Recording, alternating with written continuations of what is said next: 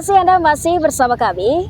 Ya pemirsa, PLT Kepala Dinas Pendidikan Kota Banjarmasin Ahmad Baihaqi menyebutkan pemberian menu makanan bergizi gratis di Kota Banjarmasin menunya akan diubah-ubah supaya tidak bosan dan pastikan 4 sehat 5 sempurna. PLT Kepala Dinas Pendidikan Kota Banjarmasin Ahmad Baihaqi sebagai leading sektor pelaksana program Makan Bergizi Gratis atau MBG turut mendampingi kunjungan DPRD setempat dalam kegiatan peninjauan lapangan pelaksanaan program MBG di beberapa sekolah belum lama tadi menyatakan menu program MBG akan diubah-ubah agar siswa tidak bosan. Apalagi sesuai kaidahnya, makanan sehat pastilah lengkap seperti rumus 4 sehat 5 sempurna. Makanan itu kan 4 sehat 5 sempurna. Salah satunya susu sebagai pelengkap.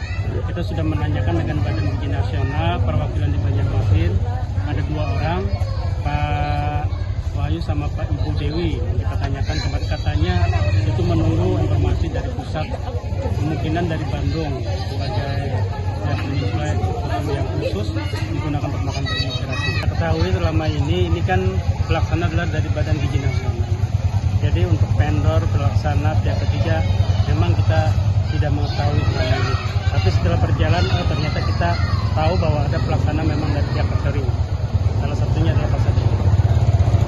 Cuma kemarin informasinya ada biaya statistik untuk mempersiapkan dan itu sekitar 15 miliar. Dirinya juga menyebutkan untuk pemberian susu 1 kali seminggu dirasa sudah cukup. Risna, Banjar TV. Sementara itu, Ketua Komisi 4 DPRD Banjarmasin berharap program makan bergizi gratis dapat segera diperluas ke seluruh sekolah di Banjarmasin sehingga manfaatnya dapat dirasakan semua siswa. Ketua Komisi 4 DPRD Banjarmasin Nelly Listriani usai melihat langsung pelaksanaan di lapangan, menurutnya sejauh ini menu makanan yang diberikan kepada siswa sudah memenuhi standar gizi yang ditetapkan pemerintah. Seperti disebutkan, ada karbohidrat, protein, mineral, sayur, dan buah. Sedangkan yang belum tersedia adalah susu. Susu hanya datang sekali sepekan. Nelly berharap ke depan dapat diberikan setiap hari. Nelly juga ingin agar program ini dapat diperluas ke seluruh sekolah di Banjarmasin, sehingga manfaatnya dapat dirasakan semua siswa. Menunya sudah ada karbohidrat, protein hewani, sayur, kemudian ada tahunya, buahnya sudah mencukupi. Memang tidak ada susunya, mungkin itu nanti bertahap. Dan informasi dari sekolah sudah mulai setiap Jumat ada diberikan susu, tapi belum selama 5 hari. Mungkin selanjutnya diharapkan ada susunya. Dirinya menyebut jika ada kendala pihaknya akan mencari solusi agar program MBG ini bisa berjalan dan bisa dinikmati semua siswa. Murtasyah, Banjar TV. Pemirsa, informasi selanjutnya, Kepolisian Daerah Kalimantan Selatan gelar penanaman jagung di lahan seluas 120 hektar yang berlokasi di Jalan Gubernur Syarkawi, Sungai Tambuk, Kabupaten Banjar. Penanaman jagung ini nantinya dapat memenuhi kebutuhan makanan ternak serta bisa memotivasi para pemuda untuk jadi petani milenial. Kegiatan ini merupakan bagian dari program penanaman jagung 1 juta hektar yang digelar secara serentak di seluruh Polda se-Indonesia, dipimpin langsung Kepala Kepolisian Republik Indonesia Jenderal Polisi Listio Sigit Prabowo melalui Zoom meeting. Dalam keterangannya, Kapolda Kalsel Irjen Pol Rusyanto Yuda Hermawan menyatakan Polda mendukung kegiatan ini dengan menyiapkan 120 hektar lahan. Lebih lanjut, Irjen Pol Rusyanto Yuda Hermawan menyatakan Kalimantan Selatan sendiri masih kekurangan untuk bahan baku jagung. 110 hektar rencana akan ditanami jagung, sedangkan 10 hektar akan digunakan untuk kolam bioflok.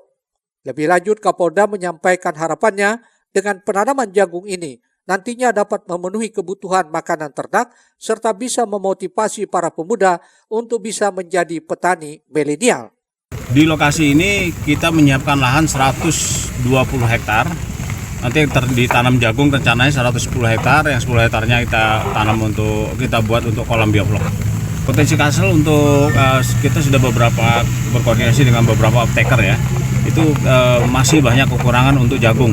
Contoh misalnya kemarin kita berkoordinasi dengan Java Confit, itu kebutuhan jagungnya dalam 1 tahun hanya 1 tahun 300.000 ton. namun hanya 30% yang terpenuhi. Karena itu masih banyak lagi kebutuhan-kebutuhan di Kabupaten Jagung di sini yang bisa diserap oleh off-taker ini. Yang pertama, kita melaksanakan program pemerintah, jadi terlaksananya program Bapak Presiden ya, terkait dengan Asta Cita. Kemudian yang kedua, terpenuhinya kebutuhan pakan ternak ya di Kalimantan Selatan. Kemudian yang ketiga, kita juga ingin memotivasi generasi-generasi muda ini untuk bisa menjadi petani-petani milenial, karena ternyata pertanian ini juga merupakan satu potensi yang besar untuk meningkatkan kesejahteraan masyarakat. Senada dengan apa yang disampaikan Kapolda, pengusaha lahan pertanian Waluyo menyatakan keuntungan dari penanaman jagung ini selain bisa memenuhi kebutuhan pokok untuk dukungan Asta Cita di bidang ketahanan pangan, juga nantinya untuk mengurangi terjadinya kebakaran lahan di saat musim kemarau tiba. Kenapa kita berdiri supaya ada dua keuntungan kita, karena penanaman di sini tanahnya subur. Yang kedua, kalau kemarau kita bisa mengatasi karhutlah. Peri N. Putra melaporkan untuk Banjar TV. Sementara itu, Kepolisian Resort Hulu Sungai Selatan bersama pemerintah daerah dan Forkopimda setempat juga melaksanakan penanaman jagung serentak yang dilaksanakan di Desa Madang, Kecamatan Padang Batu. Dalam upaya mewujudkan Indonesia yang mandiri pangan, Polres HSS bersama Forkopimda menggelar aksi nyata dengan menanam jagung seluas 1 juta hektar. Penanaman jagung serentak 1 juta hektar ini merupakan program kolaborasi antara Polri bersama Kementerian Pertanian Republik Indonesia dalam rangka percepatan swasembada pangan nasional. Acara juga diisi dengan penyerahan bantuan secara simbolis kepada kelompok tani dan warga berupa bibit dan alat bantu pertanian serta herbisida. Kapolres HSS AKBP Muhammad Yakin Rusdi mengatakan, penanaman bibit jagung di Desa Madang seluas 2 hektar dilaksanakan sebagai percontohan di Kabupaten HSS dan akan terus dilakukan secara bertahap di seluruh kecamatan se-Kabupaten HSS. Kapolres optimis dengan dukungan berbagai pihak, tanam jagung tersebut bisa berhasil hingga panen. Madang ini baru kita buka 2 hektar sebagai percontohan nanti di Hulu Sungai Selatan. Kemarin kita data ada 40,4 hektar, tapi kemarin ditambah lagi oleh Polda di daerah Daha Utara, tapi masih kita cek untuk keasaman airnya dan wilayahnya itu di PT SAM ada 2.800. Tapi masih akan kita cek lagi. Cuman ini akan dilaksanakan bertahap, 2 hektar, ada 40 hektar lagi dibagi di setiap kecamatan. Sementara itu, Sekretaris Daerah HSS Haji Muhammad Nur sangat mengapresiasi dan mengucapkan selamat kepada jajaran Polres yang telah sukses melaksanakan kegiatan ini. Pemerintah daerah selalu mendukung penuh segala upaya untuk meningkatkan ketahanan pangan. Apalagi ini adalah program nasional yang diluncurkan langsung oleh pemerintah pusat. Indonesia. Kita ucapkan selamat dulu pada Polres Hulu Sungai Selatan hari ini bisa menanam dan kita berharap nanti kita bisa panen. Amin. Nah, segala sesuatu tentu Pemda akan membackup karena ini program nasional, program Pak Prabowo.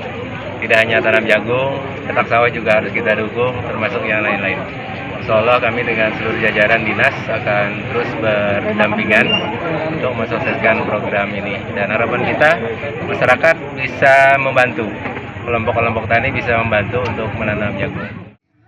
Adapun untuk keberlangsungan penanaman jagung ini akan dilakukan pemeliharaan bersama, baik oleh Polres HSS bekerja sama dengan Dinas Pertanian dan melibatkan Poktan serta warga sekitar. Abdian Syahkandangan melaporkan untuk Banjar TV. Informasi lainnya, usai rampung direnovasi, Stadion Demang Lemban yang berlokasi di Desa Indrasari Martapura, Kabupaten Banjar, akhirnya resmi diserahkan Balai Prasarana Permukiman Wilayah Provinsi Kalsel kepada pemerintah Kabupaten Banjar. Kendati demikian, beberapa hal seperti kondisi rumput, penerangan, dan layar monitor yang masih belum maksimal memerlukan penanganan dari pengelola.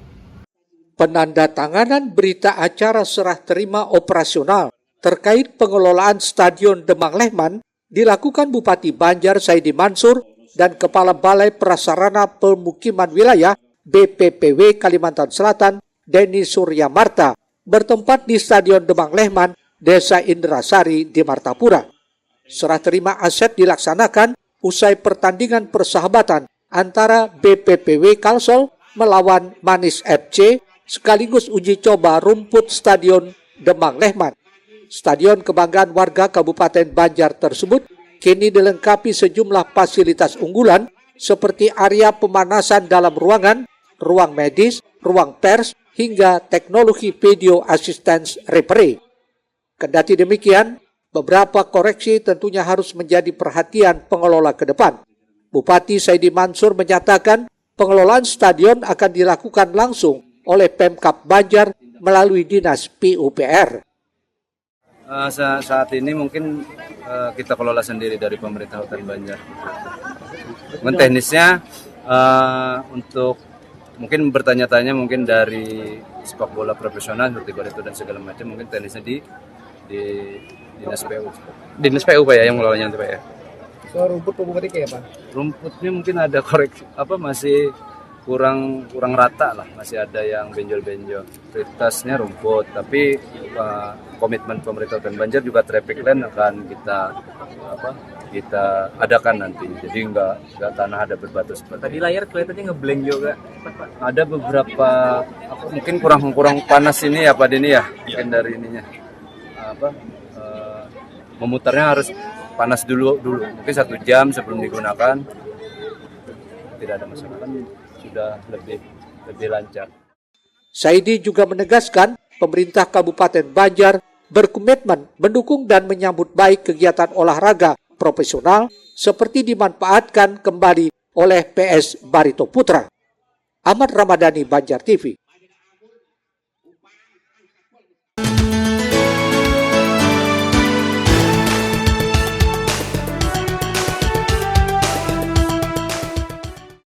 Kepala Balai Prasarana Pemukiman Wilayah BPPW Kalimantan Selatan, Denny Surya Marta menyatakan, melalui serah terima ini, pemerintah daerah dapat melakukan pengelolaan stadion dengan didukung oleh pihaknya. Terkait beberapa kekurangan yang menjadi perhatian, seperti lampu stadion yang beberapa kali mati saat pengujian karena waktu pelaksanaan yang singkat, sehingga operator belum menguasai teknis pengoperasian. Juga kendala layar monitor karena daya listrik yang belum mencukupi. Untuk itu pihaknya berkoordinasi dengan pemerintah daerah untuk meningkatkan kapasitas daya guna mendukung operasional stadion. Tadi mungkin ya karena ini waktunya cukup singkat ya, jadi alih pengetahuan ke operator mungkin belum maksimal. Jadi ada panel-panel yang memang harus kita pelajari bersama dengan teman-teman operator yang nantinya akan diserahkan kepada Pemda. Kalau layar ngeblank tadi Pak, benar? Itu layar blank lebih ke dayanya ya, karena renovasi ini dilakukan tidak melakukan penambahan daya listrik. Ya, jadi nantinya sudah dikomunikasikan dengan Pemda, listriknya dayanya akan ditingkatkan lagi. Berarti ini masih tahap masa pemeliharaan Pak ya? Masa pemeliharaan tentunya bagian dari kontrak kerja kami ya.